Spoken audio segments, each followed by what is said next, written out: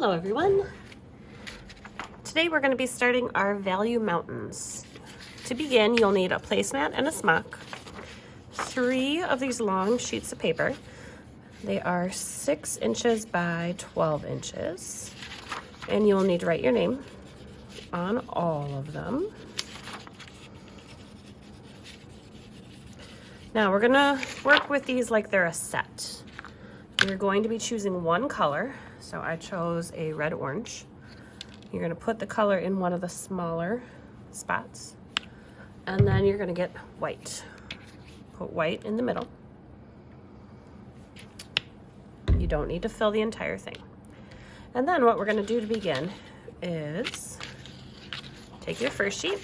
This is gonna be your lightest value. So I have big brush and water here. You're gonna take a little scoop of the color and start mixing it into the white. You wanna try to mix until all of the white has turned the new shade, or the new tint, sorry.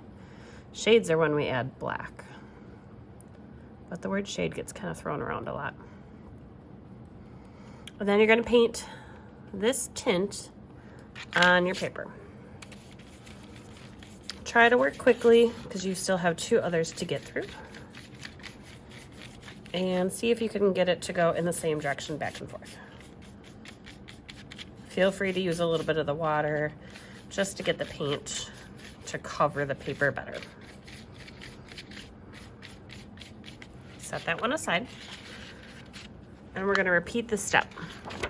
Take your next one. Go back to your hue, take another scoop of it, and add it. So now it's becoming less light.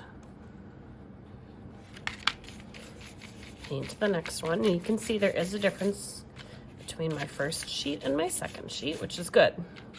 We want each of these to be getting slightly less white as we go. Continue with the last one. So the last one of mine is going to be the most orange. So I take my biggest scoop. Notice I haven't really had to wash my brush at all. I had enough water on my brush to begin with that the colors are mixing and flowing. Okay, last one. Your goal today is to get all 3 of your values painted, your palette washed, and your brush washed.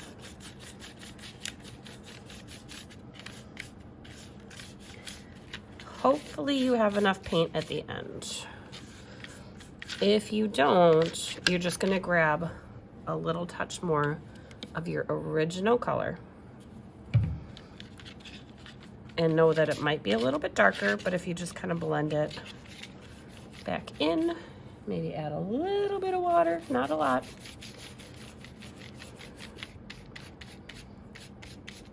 You can get the whole thing to fill in nice. Okay, so we'll wash these. And for taking them to the drying rack, you're gonna leave all 3 of them together on a sheet of paper like this. Welcome back. Day 2. You're gonna get your 3 sheets of painted paper back. If they're slightly curled, you can kind of uncurl them and flatten them a little bit. Our next step is we are going to draw our mountain ridges. So when we organize them, we're organizing them lightest to the back, medium in the middle, darkest or most saturated on the bottom. And the reason why we're doing it this way is because of something called atmospheric perspective, where things that are farther away from us look less bright, less saturated, like more grayed out. And so what you'll do is take each one, and you want to do a zigzag line towards the top of the paper, leaving most of the bottom of the chunk. So I can have it go all the way up. Maybe even do some that don't go all the way up. Okay, and repeat those steps so you have a variety of zigzaggy shapes. When you're done with that, you can cut them out.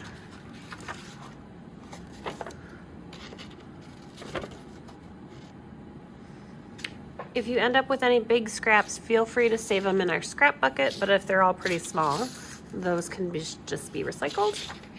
You're gonna grab your background paper, which is a 12 by 12 gray. Write your name. And then we're going to arrange our mountain ridges. Remember, the lightest one is gonna go first.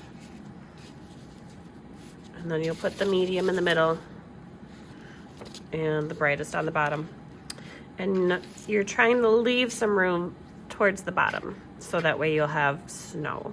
I could obviously spread them out further. The way that I ended up cutting these, I didn't have the V's cut down as far as I have in the past, but you could also just scooch them up so they're overlapping even more, and it gives you more of a space at the bottom. For gluing, we're using glue bottle. Try to remember your dot dot, not a lot, or you could do that thin line that you draw around the edge. Either one works. You don't need a bunch of glue in the middle, but just make sure you're getting all of those points glued.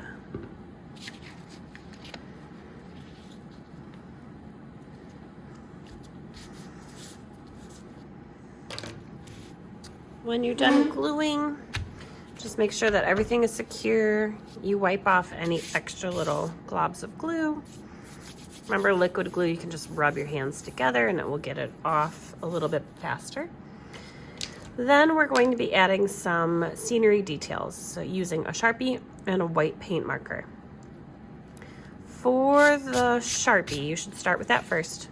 We're kind of envisioning the snow down here. It's not down here yet. And you might know ahead of time, like, hey, I want my snow to come up in a curve, or maybe even like a little curvy line, or you could just plan that I want it to come straight up here. Me, I think I might just lightly draw with a pencil a curved line, because when snow falls, sometimes, you know, it kind of falls into little piles and curves. And that's the line I'm going to use to help me draw my trees. So to draw a pine tree, you're going to draw a straight line. And then all of the branches we're drawing, they're coming down as diagonal. So I can do diagonal lines. And you could put them farther apart, or you could put more than I'm doing. And if you want the tree to make that triangle shape, then you can have them come out a little further. And then you go on the opposite side.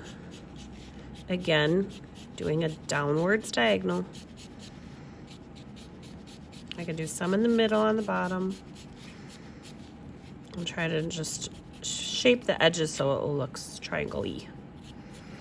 And maybe give those trees some friends, so it has neighbor trees. They could be taller or shorter, but pine trees or evergreens usually kind of grow in groups. When you're done with the Sharpie and the trees, then you can switch to a white paint pen.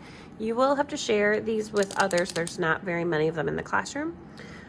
If you do shake them to get the paint working, make sure the cap is on. Okay. Try not to press and hold to the paper, because that's when all the ink comes out and you'll end up with a puddle. But instead, you're just going over and adding a little bit of white on top of those black trees, just to make them look like they're covered in snow. And you'll notice down here, I was trying to get my marker working, so feel free if the paint pen seems like it's drying out a little bit. This space is going to get covered in white, so you can kind of use it as a test space for right now. For the last step, you'll need a placemat, a big brush, and a very small brush. We are mixing up some snow paint by using a little bit of plaster with just a little bit of tempera paint.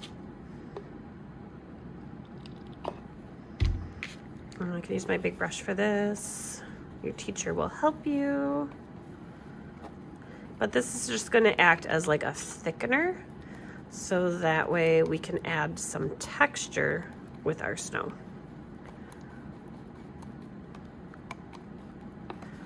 Now, you're gonna be really careful with this. The big brush is for the bottom, and then the small brush is gonna be your detail brush. You can work in whatever order you want. If you wanna work on bigger stuff first, or if you wanna work on detail stuff. I always like to work from the top of the paper down. That way I'm not accidentally gonna get my arms in a big pile of snow.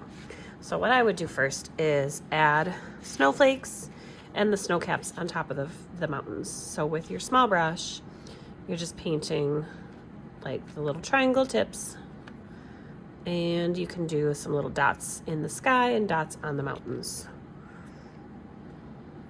You can even use the handle end of the brush, and that will give you like a very round dot. And if you use the handle from the big brush, then you'd have 2 different size dots. When you're done with the details, I'm gonna move on, grab my big brush, and instead of doing like smooth painting like that, if you kind of bounce your brush, it will help build up more snow and give it more of a textured look. If you're interested, at the very end, there will be a glitter station where you can add this iridescent glitter, and it will stick to whatever is still wet. If you need to go over something, if it dried and there was too long in between it, you're welcome to do that as well. But again, glitter is optional.